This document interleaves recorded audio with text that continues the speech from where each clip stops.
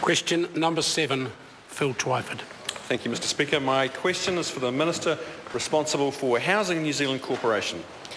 What is the projected change in percentage and absolute terms of Housing New Zealand's land holdings in both area, hectares, and dollar value over the next 3 years? Honourable Bill English. Mr Speaker, Housing New Zealand advises that over the next 3 years, based on its current asset management strategy, it expects to acquire around 3,900 new homes and divest around 3,500 that are primarily the wrong type or in the wrong place. This is part of its business as usual program. Specific properties for divestment and acquisition have not yet been individually identified, so I can't answer the member's question in detail or confirm changes in land area or value. These figures exclude recent announcements from the government's social housing reform program, and they could change because the asset management strategy will be updated in view of that of the social housing program after a strategic review in the first half of this year. Supplementary. Supplementary question, Phil Twyford. Will he guarantee that all of the up to 8,000 state houses he plans to sell by 2017 will be sold to non-profit community housing providers and none to private interests?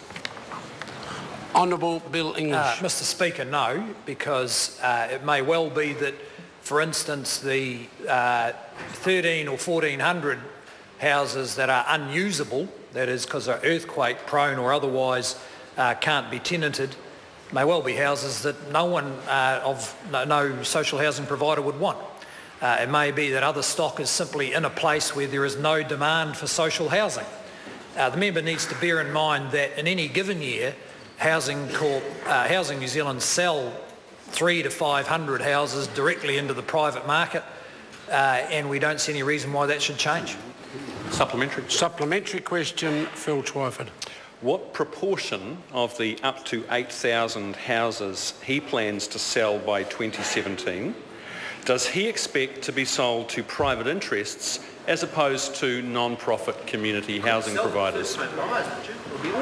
Honourable Bill English. Well, Mr Speaker, if the member is concerned about, for instance, the scheme where we sell houses to tenants, in some cases with assistance, we intend to continue doing that. I can't give the member an answer about what proportion.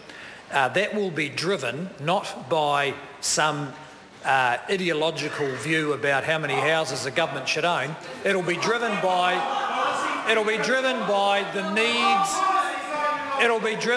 the needs of tenants. If Housing Corp owns houses that tenants don't need or are not appropriate for tenants, then they will divest those houses. Supplementary. Supplementary question, Phil Twyford. How will he prevent houses sold to community housing providers being sold on and ending up in the hands of private landlords and property speculators? Honourable Bill English.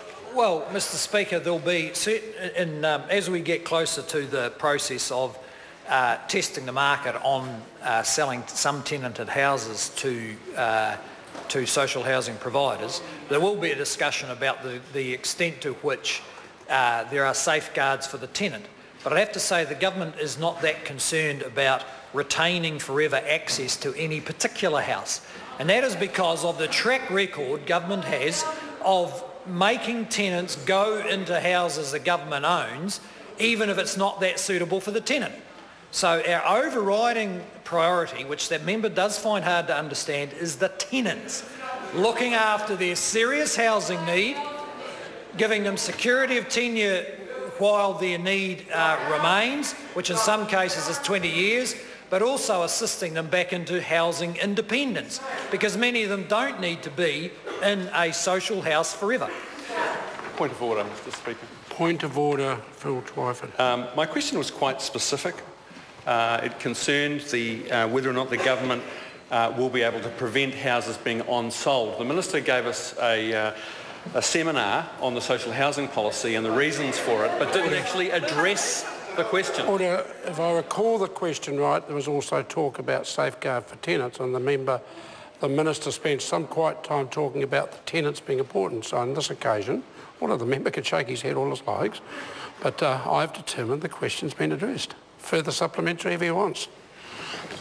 Phil Twyford. Supplementary, Mr. Speaker. Supplementary question, Phil Twyford. Can he confirm that the government is considering offering a government guarantee to community housing providers to secure the finance?